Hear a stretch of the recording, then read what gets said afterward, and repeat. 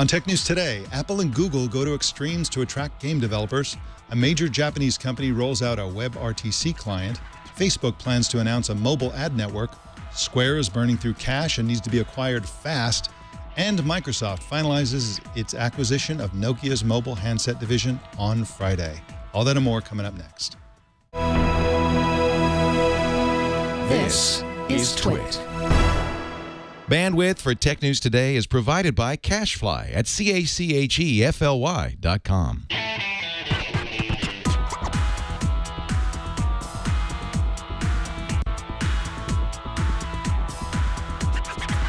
This is Tech News Today for Monday, April 21st, 2014. This episode is brought to you by Ring Central, a cloud-based phone system we use here at Twit. And it just got better with the launch of Meetings, the full-service video conference feature. Zero startup costs, and Ring Central starts at under $25 a month per user. Try it now with a 30-day risk-free trial, and buy one desk phone, get a second phone free up to 20 phones. Call 800-543-9980 or visit ringcentral.com and use our promo code TWIT. And by Squarespace, the all-in-one platform that makes it easy and fast to create your own professional website or online portfolio. For a free 2-week trial and 10% off, go to squarespace.com and use the offer code TNT. Welcome to Tech News Today. I'm Mike Elgin. And I'm Jason Howell. Tech News Today explores the big stories of the day with some of the world's best journalists. Our guest co-anchor today is Mitch Wagner, the West Coast Bureau Chief for Light Reading. Welcome, Mitch. Hi, Mike and Jason. Thanks for having me today. Very glad to have you. Today is a special day because the Game Boy gaming system turns 25. It was 25 years ago today that it was launched in Japan. Did you ever play Game Boy? That's probably before your time as well as mine, Mitch. I would say yes, before my time. Thank you for the flattery, but in You're fact, welcome. I think it was a little after my time. But I've never had the eye-hand coordination for that kind of thing. I'm a total spaz. Yeah, I mean, it was probably the most consumer-y gaming system there was at the time. Looking at it now, it's pretty bare bones, but it was cool because it had these little cartridges and stuff like that. So I don't know. How about you, Jason? Were you already? You were what, a teenager when that came out? I mean, I played plenty of Game Boy. I never had one of my own, but I was into all the video games and stuff, and had a lot of friends that had the Game Boy, so I could live vicariously through them. Hard to believe. You never had a Game Boy of your own? That's so sad. It's so sad. He was very poor. I was a sheltered gaming child. He carved one out of wood. It was cheaper anyway. Right. Well, let's jump right into the news. Apple and Google have gone to extremes to convince game developers to launch exclusively, or at least first, on their respective platforms, according to an exclusive report in the Wall Street Journal. That report was co-authored by Ian Scher, who's a reporter for the Wall Street Journal, and he joins us here today. Welcome, Ian. Hi. So now, what are Apple and Google doing to woo game developers? Well, essentially, what's happened is we've reached the next step in where the app stores are going.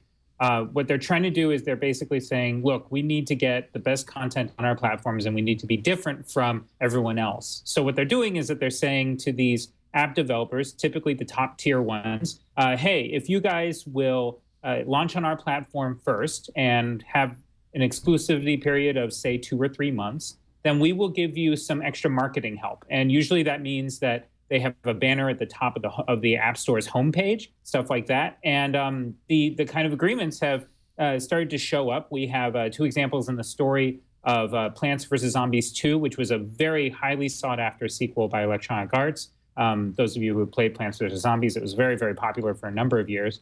And then Cut the Rope 2, which was also a pretty popular physics-based puzzle game that also was exclusive in the App Store for Apple for a number of months. Now, didn't Apple used to have, or at least pride itself on a policy where the promoted apps would be based on editorial selection only, based on the quality of the app? This would be a change for them, wouldn't it? So we actually get into that a little bit in the story. It's very interesting. So the question is, yes, how much of their editorial process is being affected by this? It's unclear. We have some kind of insights that there definitely seems to be some pressure and some kind of suggestions that are pushing the app editorial process in a certain direction. And does that mean that it's being severely affected? It's kind of hard to tell, but it's definitely clear that these exclusives are starting to become very important to Apple, and it is becoming a factor, not the factor, but a factor in how the home page is being created. And as we know, these App Store homepages are incredibly important. Finding an app and finding the right app in the App Store is incredibly hard. I know I personally rely upon the top 25 or 50 lists. And if I don't do that, I'm searching for one or I'm using the home page. I don't find apps any other way. And a lot of consumers are the same way. So having access to this homepage and putting a banner at the very top, hey, this is best game that we've got right now. It's exclusive to Apple. That brings in a lot more people's eyeballs, and they tend to click the buy button. And we have one example in the story that it seems that sometimes you can see as much as a tenfold increase in app installs when you're on the homepage with one of those banners. So this is not a minor thing to get that, and it's very, very interesting. I know that a lot of the App Store developers say that the App Store, they're really complaining the App Store is broken, that it's hard to find things, that it's really dominated by free games and clones and cheap knockoffs of other apps. Are you seeing any of that at all? And I'm wondering how this might affect that. It's very hard. So this is we're talking about that conversation is toward the not to offend, but the lower end of the App Store, if you will, right, where we deal with these clones of games and these copies, and they're not really that great.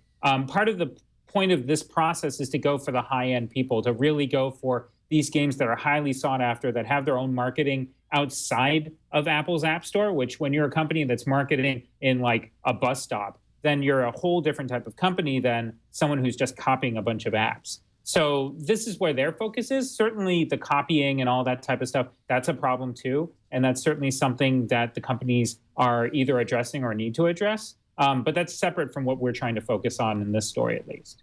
Now, clearly, it's a huge deal for the app developers to get on that homepage and to be promoted like that. But how big of a deal is it for Apple and Google? I mean, if you're going to choose between an iPhone and an Android phone, it seems to me that a month or 2 or 3 months of exclusivity for a few gaming apps is not going to sway you one way or the other. Right. So the big thing is, of course, I don't know if you remember, but when Plants vs. Zombies 2 came out, they didn't say how long it was going to be exclusive, and they didn't say when the Android version was coming until it did. So part of this is the kind of, what's a good term for it? It's kind of there's not that much of it. Go get it now, right? And so there's definitely some people who believe, and Apple and Google and Amazon, by the way, seem to agree with this as well, that having these apps exclusive on your platform does make you more attractive. And if you get enough of them and a plurality of them, then you become the place to go to get the best apps and the most recent ones. So that's part of what they're trying to build here. If you look at, at the bottom of our story, we quote IDC, Lewis Ward, one of the analysts there. He says it seems to be right now that games are actually a very low figure. It doesn't figure in that much to when I'm buying a smartphone or a tablet. So surveys say, okay, maybe this app exclusivity doesn't matter, but Apple, Google, and Amazon seem to believe that if you can get enough of these exclusives, then you become kind of a high-end retailer. You're the best person to go to for these apps, and maybe that will sway people over to your side. Now you said, I know that I was anecdotally I was participating in a discussion of iPad versus Android over the weekend, because that sort of thing never results in flame wars and is always very productive. Never. And what are you talking about? A number of people were citing favorite games as a factor in their purchase decision, so it's definitely up there. Yeah, it definitely is. I mean, I think that Lewis, when I talked to him, said it was like it doesn't figure in the top 5, but it's still there. The question is who you are and what kind of person you are, right? I certainly care a lot more about the games on my smartphone than, say, my mother-in-law. But those things change over time. And, people, if they start believing that, I need to go to Apple because it has the best games all the time and the most recent ones, then that might become a bigger and bigger factor over time. And that's part of what these people are betting on. And you can look at the console industry as kind of an example for this. So Microsoft, Sony, and Nintendo all shell out quite a bit of money to try and get exclusive content. And what do you end up with? You've got games like Titanfall that came out in March, which is only on the Xbox and the PCs. You've got games like Halo, where Microsoft ended up buying that game and they own it.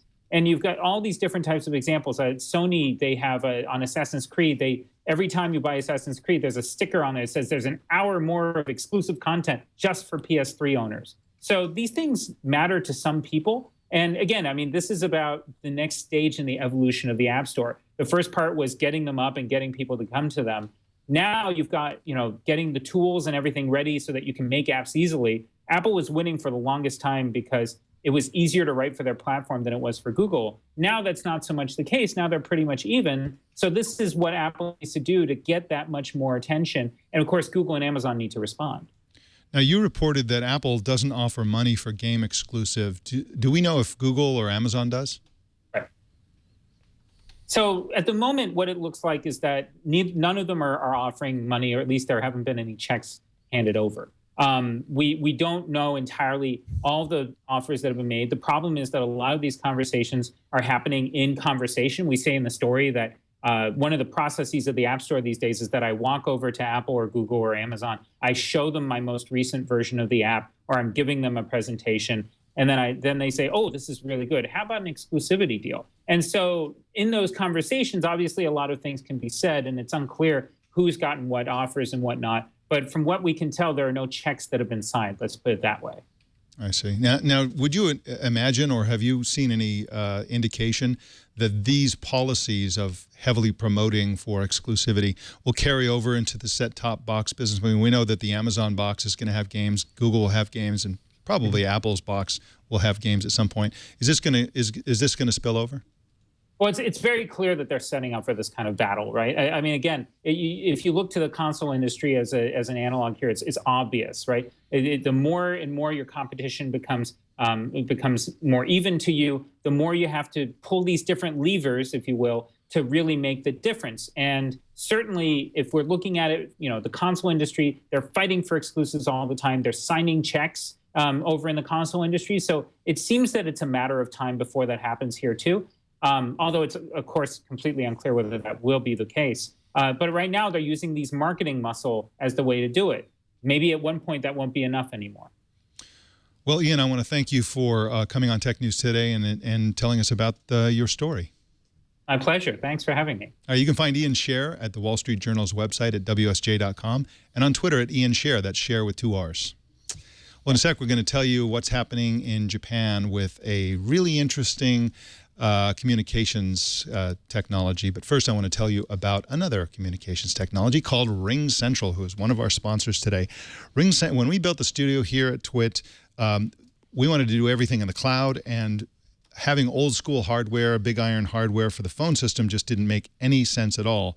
So when we decided to do a cloud-based phone system, Ring Central was a no-brainer. We love Ring Central. It gives us so many different features, and it's all very lightweight because, again, everything happens in the cloud. Plus, 0 startup costs, no PBX hardware to install or maintain. It's perfect for a nimble organization like TWiT. And now Ring Central, of course, has launched meetings. So in addition to everything that we love about Ring Central, like receiving voicemails through email, sending and receiving fax messages from smartphones, which is a fantastic feature, the auto receptionist who greets our callers, and so on, now we have meetings. We can host face-to-face meetings in high def, share desktop or documents with anyone, anytime, anywhere, on any device. Meetings makes Ring Central the single best business solution on the market today.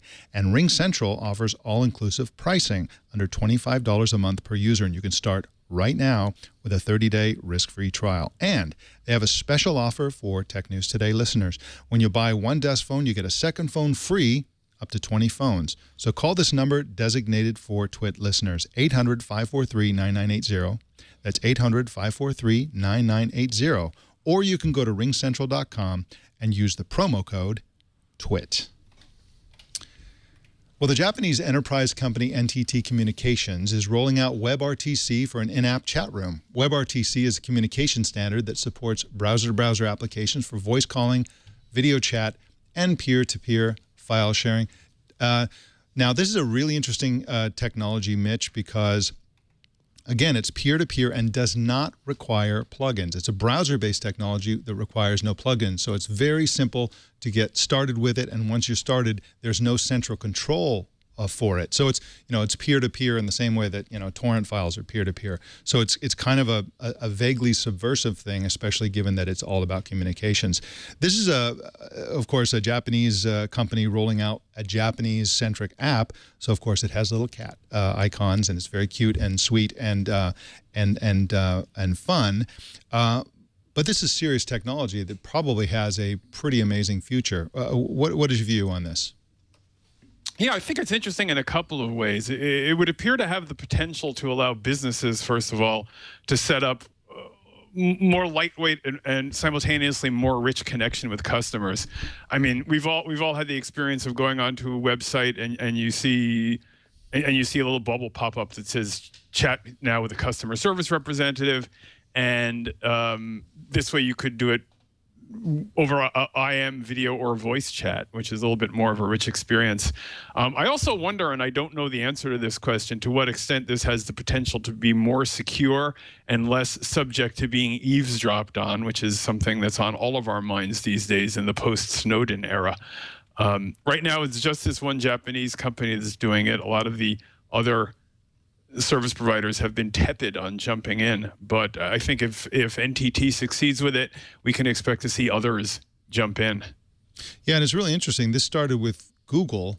They launched this, I believe, in 2011. So this is a pretty new technology, and I just think that there's going to be an explosion in implementations of this. Again, it's open for anyone to use. It's simply a protocol. It is not currently supported by Internet Explorer or Safari. It is supported in Chrome and also Firefox, and I believe also Opera. So this could be a devastating thing for Microsoft's Skype service, which we use here quite a bit, because it essentially is so lightweight and easy to use. Once this goes international, a lot of the international calls that fuels a lot of the Skype business will essentially go away, because this is, you know, super easy to use, free to use, and so on. So this is quite a subversive technology, I think. Yeah, and you also have an issue here where a lot of companies and people are not just interested in avoiding eavesdropping, but avoiding centralized points of control. You see efforts like MeshNet to establish a decentralized internet, and you see proposals for encrypting basically the entire internet. So this would seem to go along with that, really putting the power back at the edges of the internet and away from the central points of control. Yeah, absolutely. There's a whole bunch of people in favor of that sort of thing, and a whole bunch of big corporations who are against it, and probably governments as well. I'm sure that the Chinese government is not thrilled with these kinds of developments. Well, Facebook plans to announce a mobile ad network on April 30th, according to a report at Recode. Now, this is, we talked a little bit about this and referred to this area of advertising last week when we talked about how Twitter is embracing a Facebook-like feature where ads can enable mobile app downloads immediately. Now, this is, of course, has not been announced yet. We expect it to be announced later on, but right now there's no name for it. And this will deliver ads directly to third-party mobile apps. This is really an interesting thing. Now, you and I, Mitch, we've had a million conversations offline about Facebook versus Google Plus versus Twitter, and we've had a lot of conversations about social media. And this, to me, is kind of a version of the Google business for social media. There are no ads on Google Plus, but they use Google Plus to harvest personal information, which can then be applied when people are still using their same login on other services. So the activity that happens on Google Plus affects the advertising you see, theoretically and probably in actuality, on YouTube, on Gmail, when you do search, when you use other Google advertising-supported services. And this is essentially the same thing that's happening with Facebook here. What they want to do is harvest all these rich social signals, find out what people want, who their connections are, and so on. And then when they're somewhere else that appears to the user to have nothing to do with Facebook, they'll get contextual advertising based on their activity on Facebook. That's a pretty powerful model, I think. Yeah, Facebook is a really fascinating company to watch right now. My read of what's going on with Facebook is that the monolithic Facebook app, as we know it today, Facebook.com, is doomed in the long term. It's a fad in the long term. In the next few years, we won't be doing that anymore. On the other hand, Mark Zuckerberg is a very, very smart guy. He's a genius, and I think he's very well aware of that. So what we see is Facebook disaggregating into a number of different services, and Facebook buying a number of different companies and basically changing itself into a conglomerate, kind of the internet version of General Electric, where just they own a lot of different companies and a lot of different products. And this definitely plays into that. It's their ad product. So I think Facebook is going to be a really fascinating company to watch in the next 5 years to see if they could do as many other tech companies have had to do and make a transition as their old business model becomes obsolete to transition to something new that builds on the old. And it feels a lot like Google envy, because a lot of the things that they're doing are very Google-like. And it needs to be said that even as they embrace this new model where they have tons of little apps everywhere for all these different features, for the most part, they're also going to obviously continue Facebook.com as a social network. And of course, Google is the same way. Even as they talk about a social layer for the internet that's based on Google+, where you can use Google+ in a number of ways, including the Plus page ads that they rolled out recently, where you see a display ad, you click on it, it's a Google+ post that is hovering completely disembodied from the Google+ service over the page that you were looking at, and you can add +1 things and add comments, and then when it goes away, it shrinks back into the display ad. That's an example of a social layer for the internet. But again, Google+ is not going away as a social network, even as they expand and sprinkle social pixie dust all over the internet. Same thing with Facebook. They want to be everywhere, but of course, Facebook.com will continue to survive. And of course, there's no question that they would want to follow Google in terms of mobile advertising, because Google currently dominates the market for mobile advertising. They're the only company that's really succeeded in a big way. And everybody's gunning for Google now in mobile advertising. So I'm sure that Facebook will make some serious headway with this new initiative. Yeah, a very wise man, I think his name rhymes with Schmelgen, said recently that all these big web scale companies just want to be each other. And they're all just running around in circles imitating each other while also innovating. So you see Twitter implementing profile pages that look like Facebook profile pages and implementing pop-up notifications that look like Facebook pop-up notifications. And now we see Facebook doing ads that look like Google's, and Google's got a social network that looks like Facebook. So that's what we see in maturing industries. That's right. And historically, the immature technology industry has not done that. And that's why in the old days, companies would rise and fall. There would be this flavor of the month for a couple, 3 years, and then they would fade away and never be heard from again. The Silicon Valley is littered with the remnants of dead companies that used to be the hot new thing. And none of these social companies want to be that follow that pattern. You have to reinvent yourself every 3 or 4 years in technology, or you're dead. You have to be a new company with a new model. You have to feed on your children, as they say gruesomely, and you have to compete with yourself, essentially, with new models.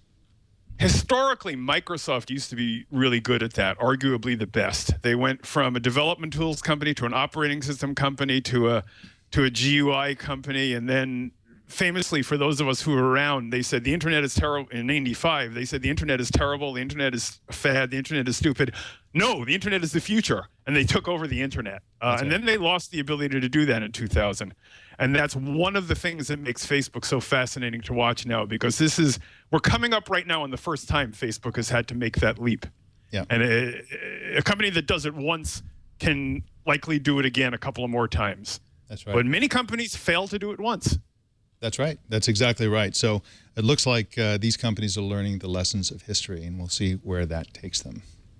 Well, Square wants to be acquired, and fast, according to reports in the Wall Street Journal. The startup has held meeting with several companies, including Google, Apple, and PayPal, which is owned by eBay. Square makes credit card readers that attach to smartphones and tablets, and it also has a payment system to go with it. Square was founded by Twitter co-founder Jack Dorsey. This is really interesting. Speaking of companies that were the flavor of the month and then have suddenly found themselves declining, Square is burning through the cash that it raised, the venture capital that it raised, and now it looks like they are aggressively seeking to be acquired by a large company. Mitch, do you think that that this would be a good acquisition for companies like Apple, Google, and so on? Depends on the price. They've got a good network. They've got good engineering, although that stuff can probably be cloned without too much difficulty. It's a little bit sad. If this is the way it's happening, it's a little bit sad, because they really tried to be disruptive, and it doesn't look like they quite made it. On the other hand, you see those little Square readers all over the place. Yeah, you do. It's especially in California coffee shops. I noticed them all over the place where they have little pivoting thing. They have an iPad and they spin it around and then you sign with your finger. No way that could be a legal signature. My signature looks like some kind of 2-year-old was turned loose on the thing. But they are popping up all over the place, and really in the point of sale cash register industry, they're freaked out about this kind of innovation where you can have low cost, cloud-based point of sale systems to replace the big, machine heavy, very expensive cash register systems that have been around for a long time. So this is really an interesting development that they are just kind of going nowhere. It also needs to be said that there's this sort of there's a kind of controversy brewing in the stories here, because the Wall Street Journal, which broke the story that they're out there talking to Apple, Google, and some of these other companies, said that they were in acquisition talks with Google, and then TechCrunch, with their own sources, said no, they weren't acquisition talks. They had a couple of meetings, but they were nowhere near acquisitions talk. The truth is that is kind of a misdirection. You basically all acquisition talks start with a kind of like a preliminary, like, what do you think? Is this even feasible? And if that goes nowhere, then you walk away after an hour. And you can say that there were no acquisition talks, but clearly they want to be acquired according to these reports. And Google was approached. There was a meeting, and so that is something that they would be taking very seriously. Of course, as you said, Google has all the technology they want. They have their own system, and this could be a distraction for that company. So yeah, when you read articles about acquisition talks that are all subject to anonymous sources, anonymous sourced articles are always suspect. And in this case, it's always a question of whether the whole thing was just a trial balloon, either by Square or by Google or by their allies or by their enemies. So thinking about the possibilities is more complicated than trying to figure out who's doing what to who on Game of Thrones. Yeah, exactly. Now, the valuation of the company is only $5.2 billion, but my guess is that there will be an acquisition and it will be for significantly less than $5.2 billion. Well, the wireless carrier market in the U.S. is changing fast, according to a report by Mike Dano in the Fierce Wireless on the Fierce Wireless site. Specifically, small carriers are being gobbled up by the larger ones. And Mike Dano is here with us. He's the executive editor at Fierce Wireless. Welcome, Mike. Hey, yes, thanks for having me. I appreciate it. Glad you're here. Can you give us a sense of what's happening in the wireless carrier industry? Who's buying what? Yeah, it's certainly an interesting space to track right now. There is a fair amount of consolidation right now going on. It started, probably last year, the year before, and it continues on through today. And we've seen some pretty significant transactions. SoftBank's acquisition of 80% of Sprint. AT&T purchased cricket provider Leap Wireless. T-Mobile purchased Metro PCS.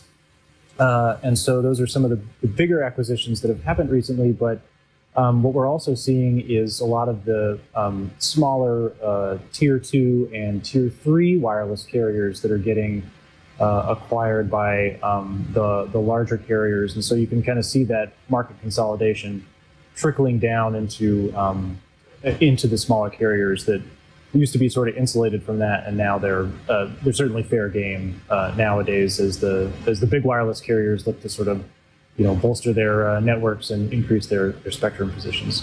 Now, what happens when a smaller carrier is acquired for the users or customers of that carrier? Do things change for them typically? Yeah, it kind of depends on how the acquisition is structured. The article that I wrote today is about two different carriers. One is Golden State Cellular in California, and the other one is Mobi PCS in Hawaii. And so, for the Golden State Cellular transaction, Verizon essentially just acquired that carrier. So they got the spectrum, they got the network that they operate, they got all the subscribers that Golden State Cellular had. And by the way, according to the people I'm speaking with, that was only about 18,000 subscribers that Golden State Cellular has.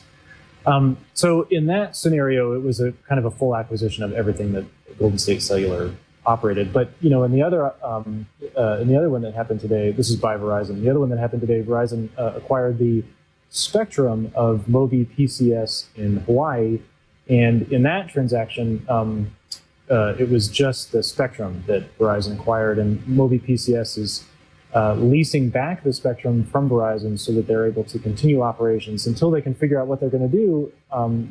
They may become an MVNO of Verizon. They may decide to discontinue operations and sell off their customers. It's unclear at this point. But it's fair to say that these smaller carriers are, they're looking for anything that they can that they can get at this point. Their inability to offer nationwide plans on the same level of a Verizon or an AT&T, really, it just doesn't give them a whole lot of options in the market, and that's why we're seeing all of this consolidation with the smaller wireless carriers. Now, are you concerned that we're going to end up with like 3 or 4 carriers and that's it? I mean, my understanding is that once you get down to 3, you're in trouble because then the prices just skyrocket. Yes, that's a good point. It depends on who you ask. I mean, there's some financial analysts who are saying that that it would be perfectly reasonable for the market to scale down to 3 major nationwide carriers, and that based on research into other international markets like Austria and the Netherlands that have 3 nationwide carriers like that, it actually does result in less expensive prices for consumers. So there's that side of the argument. There's plenty of other people, particularly some of the lobbyists in Washington, D.C., who argue that prices will naturally rise as consolidation increases, and you really do need a lot of those smaller tier 2 and tier 3 carriers to keep prices low and continue to push competition. So, I'm not making a judgment at this point, but there's certainly both sides. There's plenty on both sides of that argument. Mike Dano, I want to thank you for coming on Tech News today. We'll be watching this continued consolidation and hope for the best with our fingers crossed. Thanks again for coming on. Thank you.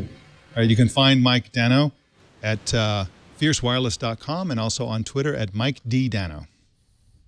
Well, in a sec, we're going to tell you what's happening with Microsoft and Nokia. But first, I want to tell you about Squarespace. Squarespace is the place to build a website, because when you're done building a website on squarespace.com, your site will be beautiful, highly functional, very high performance, and very, very easy to manage and maintain, evolve, develop, and grow as your business grows. And if you do have a business, if you're building a business and using Squarespace to build your business's website, you can also use Squarespace's amazing logo creator tool. That's right. You can create a logo, even if you're not a designer, especially if you're not a designer, and you can create a logo that makes you look like you're a brilliant designer, because the tools are so easy to use and so well designed for what they do. And once you have your logo, you can trademark it and use that in the future. If you want to sell something on your website, if you want to do e-commerce, all subscription plan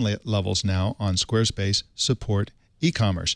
And that's not just for selling things online. You can use it for cash wedding registries, school fund drives, whatever you do that requires you to raise money or to sell things. It's inexpensive. Squarespace starts at just $8 a month, and that includes a free domain name if you sign up for a year. And Squarespace is famously mobile ready. What does that mean? That means a number of things. One of them is that they have a metric app for iPhone and iPad that lets you check site stats and monitor your site. There's a blog app that helps you do text updates, tap and drag images to change layouts, and monitor comments even as you're running around town. Mobile ready also means that your website will look fantastic, not only on a gigantic screen, but also on a tiny screen. If somebody's looking at it with even the smallest smartphone, Squarespace redesigns itself on the fly for the size of the device that the user is using, and you don't have to do anything to make that happen. It just happens. That's how cool Squarespace is as a place to build your website. So start a free 2-week trial with no credit card required, and start building your website. When you decide to sign up with Squarespace, make sure you use the offer code TNT. That'll get you 10% off, and it'll also show your support for Tech News Today, and we appreciate that. And we thank Squarespace for their support of Tech News Today. And remember that a better web awaits, and it starts with your new Squarespace website. Well, Microsoft will finalize its $7.2 billion acquisition of Nokia Devices and Services division on Friday, April 25th. according to a blog post on the Microsoft site. I think also Nokia had a similar post. Microsoft will take over the Nokia.com domain and Nokia social media accounts, at least for the time being. And the company also said that counter to previous statements, they won't be acquiring Nokia's Korean factory. Also, unconfirmed reports over the weekend say the Nokia Devices and Services division will be renamed as the Microsoft Mobile Oi. That's right. Oi. Oi. The word oi is Finnish for corporation, and it's also Yiddish for ouch, but I think they're going with the Finnish one because, of course, Nokia is a Finnish company. So that's a nice wrap-up of something we've pretty much known was going to happen for sure since the Chinese regulators approved the deal. Well, in other news, starting today, Microsoft's Bing search engine will be used to predict who wins TV talent shows like The Voice, American Idol, and Dancing with the Stars. Simply search Bing for the show of your choice, and Microsoft will display the results of their prediction. And, of course, if it's accurate, it'll completely ruin the show for you. What do you think about this, Mitch? Is this just a rotten thing for Microsoft to do, is spoil these shows for people? I think when the aliens come to Earth and wish to record the complete decline of human civilization, this will be marked as the moment when it began. Very well summed up, and I agree with you entirely. And, of course, Google tends to do things like this for more serious things like tracking flu epidemics and stuff like that. Microsoft is going after the less consequential ones. It's probably a good idea since Google has had some bad results recently with this sort of thing. Well, Mitch, I want to thank you for guest co-anchoring on Tech News Today. Now, I understand that you've got a big conference coming up. Yeah, it's called the Light Reading Big Telecom Event. It's June 17th through 18th in the beautiful city of Chicago, and it's for leaders of the telecom industry to discuss how to use technology to drive business value. The topics include software-defined networking, virtualization, data center transformation, mobile virtualization, and more. So you can find out more about that at bigtelecomevent.com. And you are an excellent writer and analyst. Where can people read your stuff? Well, first of all, I'm Mitch Wagner on Twitter, Google+, Tumblr, and Facebook, but I save my best work for lightreading.com, where I am West Coast Bureau Chief. Excellent. Well, it's great to have you on Tech News Today. As always, thanks again for being here. Always a pleasure. Thank you. All right. Thank you.